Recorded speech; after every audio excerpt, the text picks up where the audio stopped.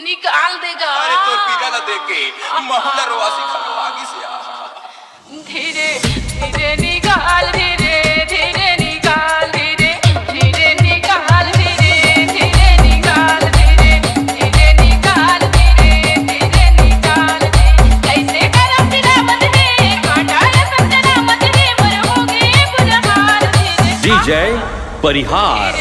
धीरे निकाल, धीरे धीरे निकाल, धीरे धीरे निकाल, धीरे धीरे निकाल, धीरे धीरे निकाल, धीरे धीरे निकाल।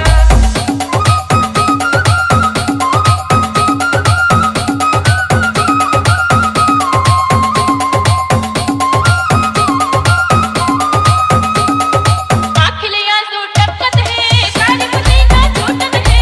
आँखिलियाँ तू टपकत है कारी पसीना छूटत है।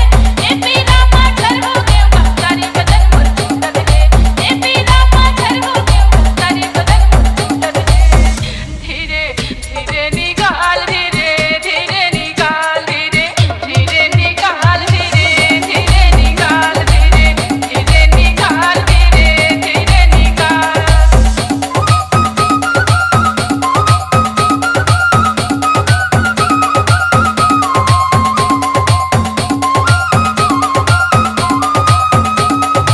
एक घोड़ी लागी दी लमाना पाँव में मोजा पहिरे हाथ। एक घोड़ी लागी दी लमाना पाँव में मोजा पहिरे हाथ।